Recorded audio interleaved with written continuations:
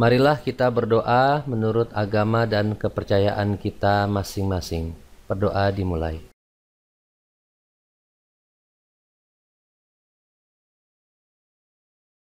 Berdoa selesai.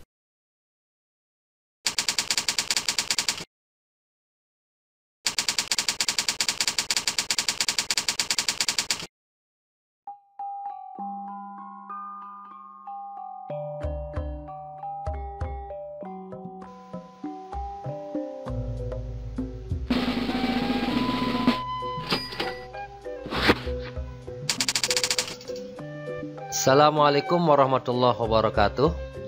Dina pasamuan ayeuna urang sadaya bade diajar perkawis dongeng. Mangga diregepkeun.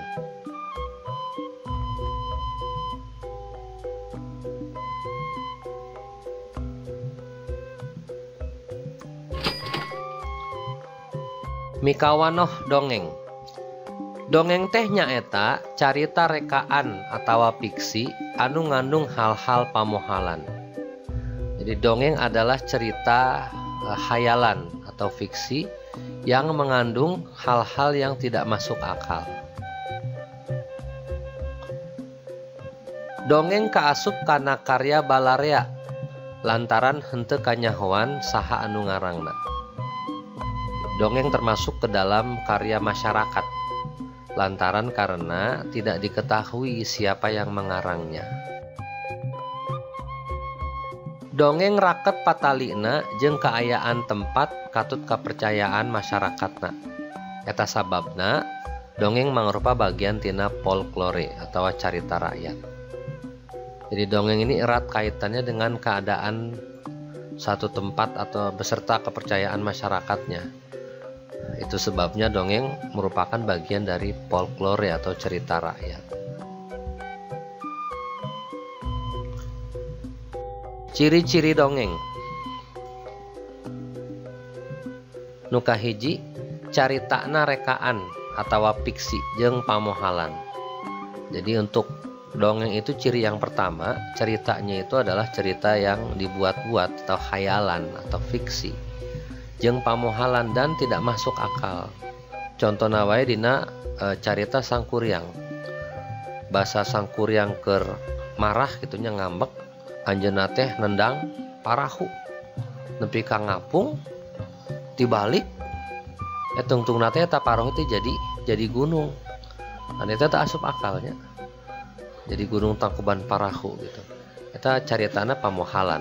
Sabab lamun ditingali tina sudut ilmu pangaweruh, asal mula gunung lain ti parahu. Eta maksudna pamohalan, tidak masuk akal. Anu kadua sumebarna secara lisan. Jadi menyebarnya dongeng itu secara lisan. Ti hiji jelma ka jelma nu sejen. Ti hiji ririungan ka ririungan nu sejen. Secara lisan. Anu katilu teu kanyahoan pangarangna, anonim, tidak bernama atau tidak beridentitas. Bieu diharap tos disebutkeun yen dongeng teh karya Balarea. Sabab teu kanyahoan saha pangarangna teh, tidak diketahui siapa pengarangnya. Anu kaopat ngagunakeun basa lancaran, jadi menggunakan prosa karangan bebas. Teu kauger ku aturan-aturan nu tangtu gitu. Bebas karangan. Anu kalima ukuran caritana ilaharna pondok. Jadi yang kelima di sini untuk ukuran cerita dalam dongeng itu biasanya pendek. Anu terakhir dina dongeng teh biasana ngandung ajen atikan. Jadi mengandung nilai-nilai pendidikan. Pendidikan yang bagaimana? Anu patalina jeung akal budi. Biasanya berkaitan dengan pendidikan budi pekerti.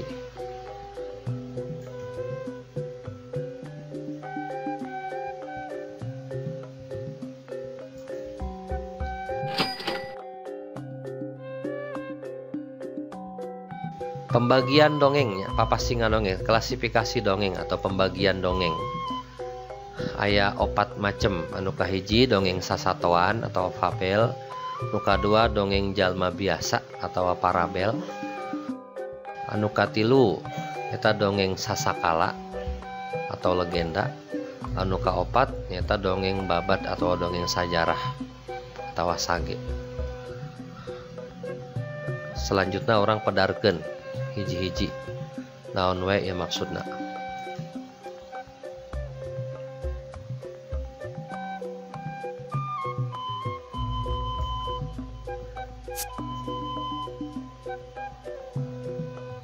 Pedaran papasingan dongeng, ya, penjelasan dari klasifikasi dongeng yang tadi kita sebutkan ada 4. Anu kahiji nyata dongeng sasatoan atau apabel. Naon eta dongeng sasatoan teh? Dongeng sasatoan nyata dongeng anu palakuna sasatoan kalawan paripolahna seperti manusia. Jadi dongeng hewan di sini adalah dongeng yang pelakunya atau tokoh utamanya adalah hewan dengan tingkah lakunya seperti manusia.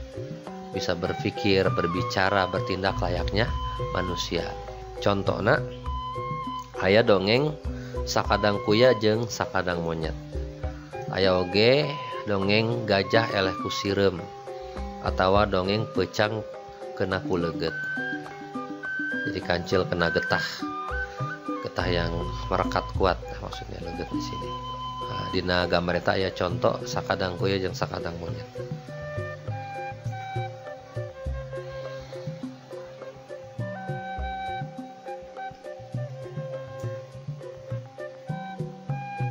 Anu kadua nyata dongeng jalma biasa atau parabel.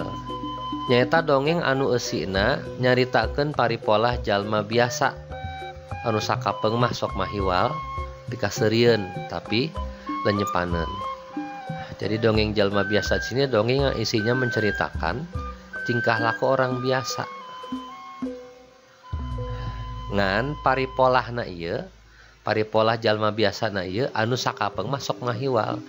Jadi paripolah nanti sok mahiwal, suka kadang-kadang suka eksentrik ya, aneh gitu, tidak biasa, tingkah lakunya tidak biasa, tidak wajar.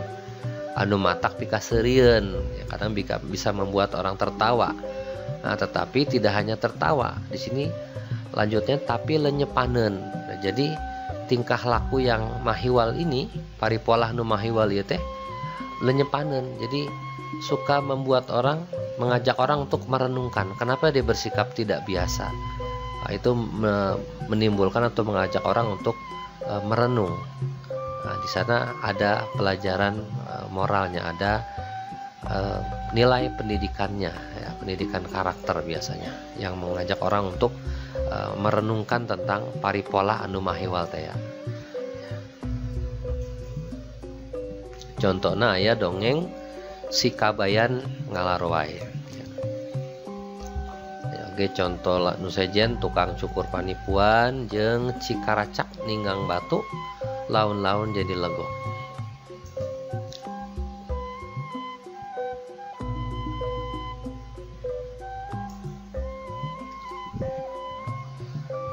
Nah, nu katilu nyata dongeng sasakala atau legenda. Nyaeta dongeng anu eusina nyaritakeun kajadian atawa asal muasal hiji hal, tempat, barang, sasatoan atawa tutuwuhan. Jadi dongeng sasakala ini adalah dongeng yang isinya menceritakan kejadian atau asal muasal satu hal, tempat, benda, hewan atau tutuwuhan, tumbuh-tumbuhan. Nah, contoh dongengna sasakala kalapa genep, aya oge sasakala gunung Tangkuban Parahu. Katilu contohna sasakala gagak buluna hideung. Nah, eta contoh dongeng sasakala.